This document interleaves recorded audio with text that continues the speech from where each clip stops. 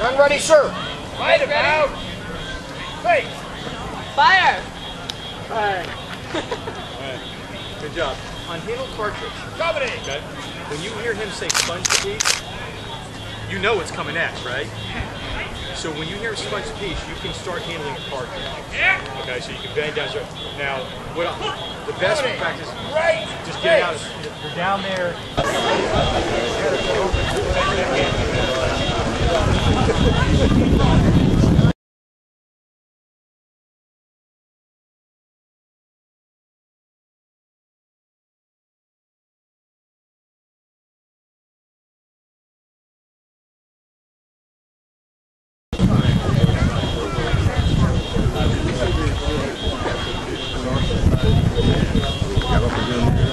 How many?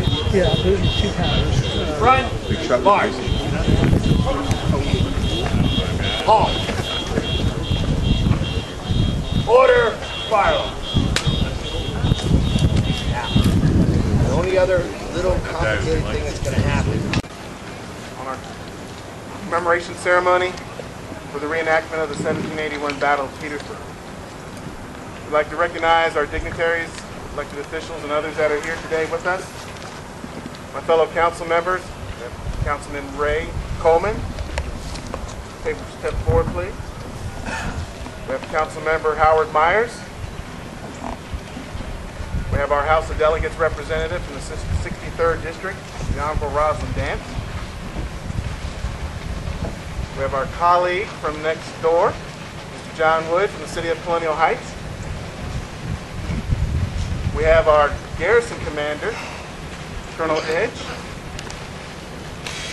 We have our commanding general representing the United States military, General Hodge. And we have Colonel Richard M. Smith, the Assistant Military Attaché, the British Army Staff US, representing the British forces. And these gentlemen who will deliver respectively 2 components of this commemoration. The first conveying a brief history of the Battle of Petersburg, and the second, a eulogy for British Major General William Phillips, whose death occurred in Petersburg in May 1781. We'd also like to recognize the following organizations. Will the members of the Daughters and Sons of the American Revolution stand? Those are members. Participants who have helped make this event a fantastic reality.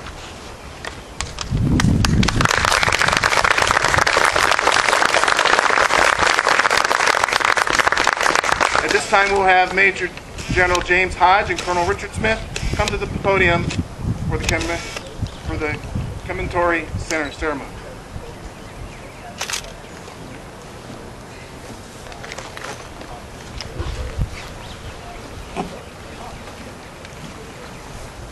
Somewhere in this city, and places that remain unknown, lie the remains of both Virginia militiamen and British soldiers who gave their lives in service to their respective countries 231 years ago this month. As morning dawned on the 25th of April 1781, 4 regiments of Muhlenberg's Virginia militia formed 2 lines of defense on the eastern edges of Petersburg in the village of Blandford. At sunset the previous evening, Major General William Phillips' force of 2,500 British and Hessian soldiers had landed at City Point with Petersburg as their prime objective. Of course, Petersburg served as a military depot for both state and continental forces. Around midday, the 2 armies met in mortal combat for more than 3 hours. And while heavily outnumbered, the Virginians valiantly contested the capture of Petersburg until the overwhelming number and firepower of the British force forced their subsequent retreat across the Appomattox River into what is now Chesterfield County. In the following 3 weeks, the area between Petersburg and Richmond became a battleground for American and British, each fighting their individual causes. And on the 9th of May, the British Army once again occupied Petersburg. On May 10th, they were bombarded by Continental Army artillery. On May 13th, Major General William Phillips, commander of the combined British forces in Virginia, died from a very strong fever as shells from Lafayette's guns burst nearby. 2 days after General Phillips' death, Lord Charles Cornwallis and his troops marched to Petersburg and merged his force with those of Phillips that was still occupying Petersburg. During that time, many of Cornwallis's troops were encamped right here on the grounds of Battersea for a number of days. The Battle of Petersburg was in fact the prelude to the momentous events to follow in the next 6 months at Yorktown, Virginia, where the United States ultimately achieved its freedom. Now, ironically, the following 231 years have fostered one of the greatest nations on earth. They have perpetuated man's never-ending quest for freedom, but they've also brought about a unique and ever-binding friendship between the then-entrenched cousins of the American Revolution, the United States of America and the United Kingdom. So hereby be it known that this weekend-long event of April 21st and 22nd, 2012, commemorates the 231st anniversary of the 1781 Battle of Petersburg.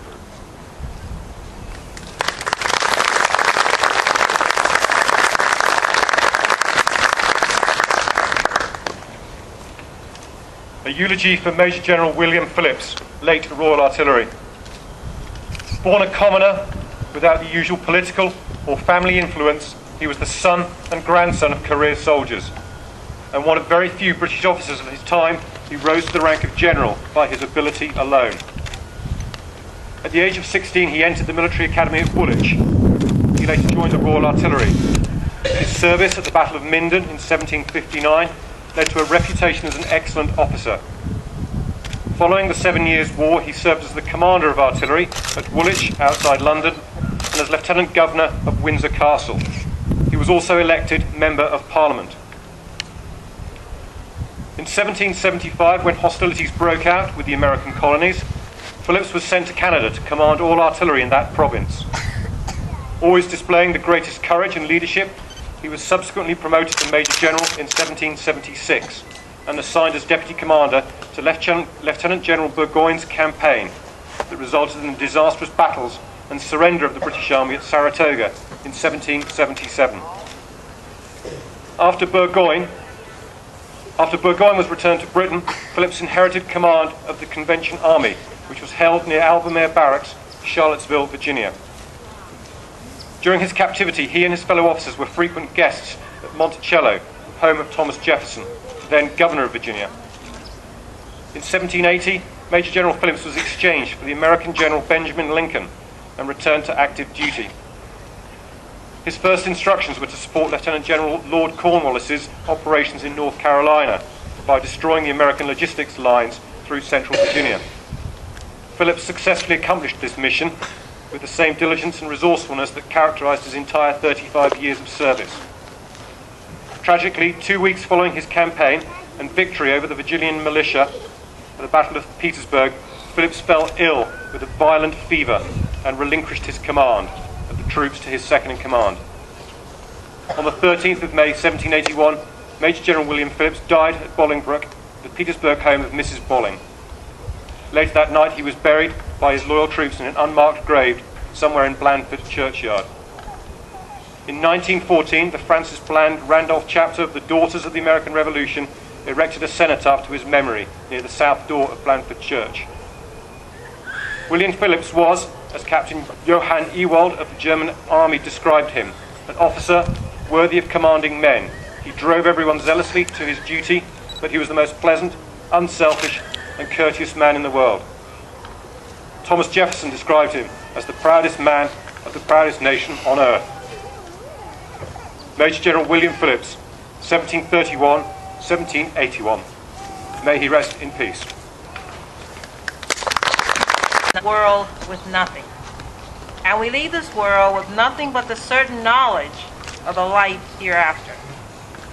Providence brought all soldiers into this world as equals and raised them to the heights of a soldier's glory and the admiration of their contemporaries. Providence then took them, leaving nothing behind but the memory of their devoted service to him and to their countries. In tribute to those who have fought for our rights and our freedoms, please now present the commemoration wreaths. In memory of daughters of the American Revolution, present your wreath.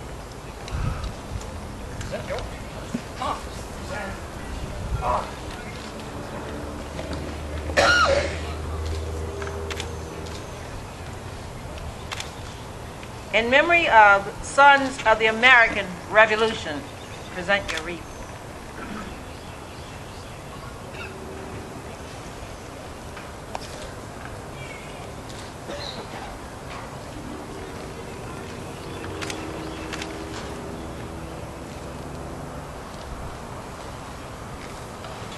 In memory of 76th Regiment A Foot, present your wreath.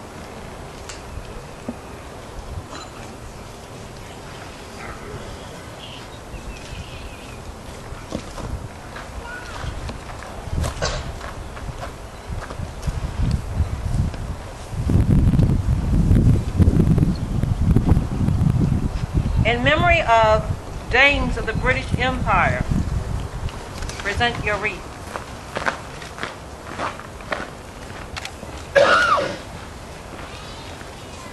This wreath contains the laurel leaves and wooden emblem of the British flag.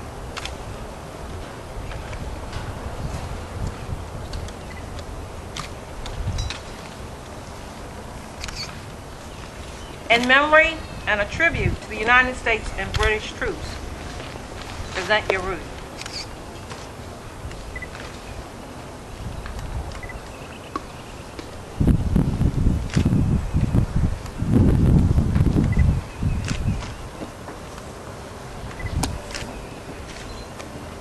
This wreath is being presented by the United States General and the British Attaché.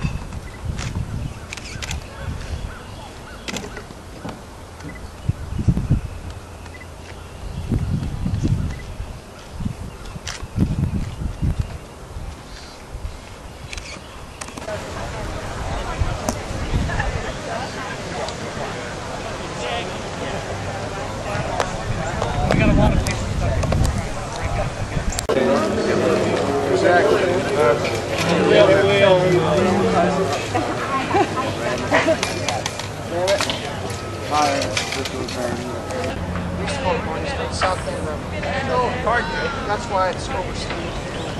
Secret saver. Yeah, no problem. Charge the beast. Man down, Carson. Frickin' crime. I can work with this. Thank you. Yeah, man, boys. I think I'll Fire. I'll be bricking and climbing.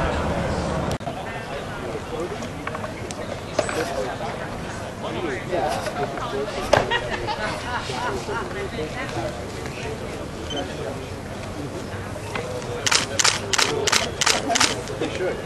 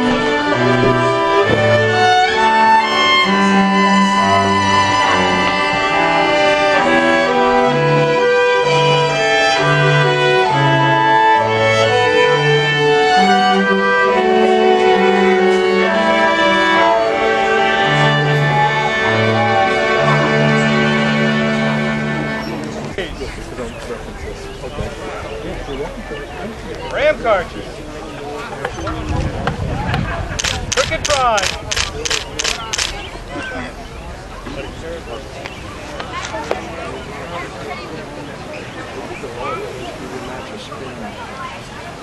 I don't do that.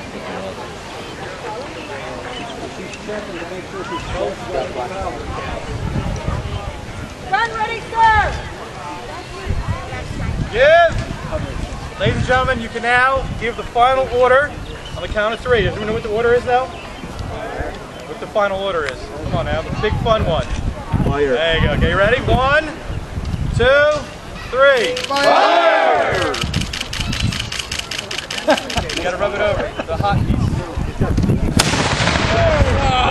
Turn the vent, search the page.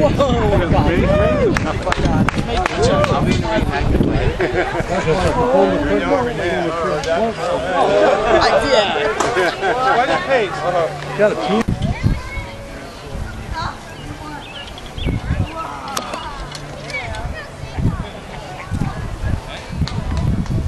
Sponge the paste. Remember how to sponge it?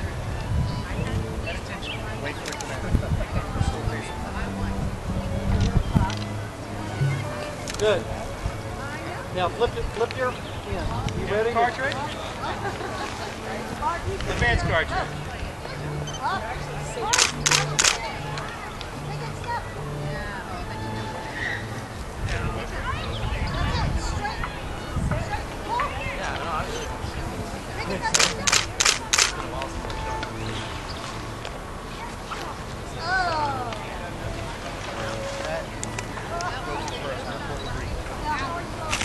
Charge the piece. Ram cartridge. Cap it. Good.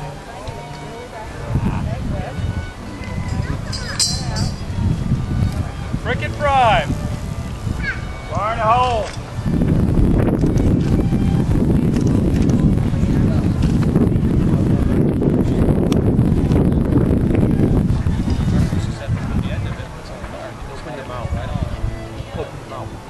Both of you guys on front. Open your mouth when the gun goes off. Preferably before the gun goes off. Open your mouth and give. Gun ready, sir! Give! Mouth open. Fire! Sponger, we're going to sponge twice.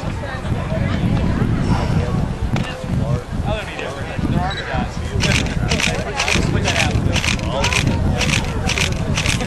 Sponge the piece. This is more than the British. John, you're gonna have a problem. But I mean, it's either sitting out here on your arm, or you've almost got to pull it into your chest. They still, those rifles are still 223 or 5.56. Yeah, the 223 is the civilian. Yeah, it's the same round though. But It's the same round, it's just not high pressure. right.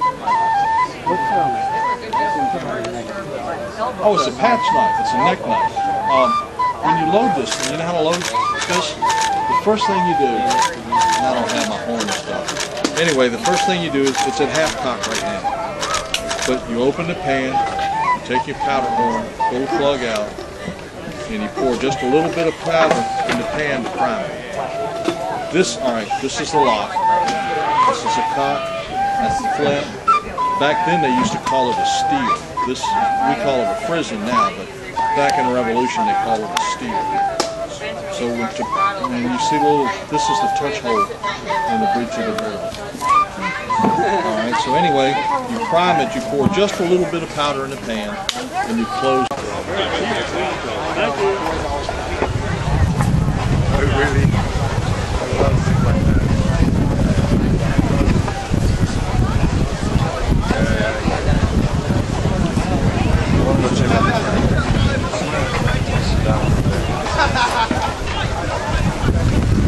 Yeah, he's quite old, but he likes the company that he loves.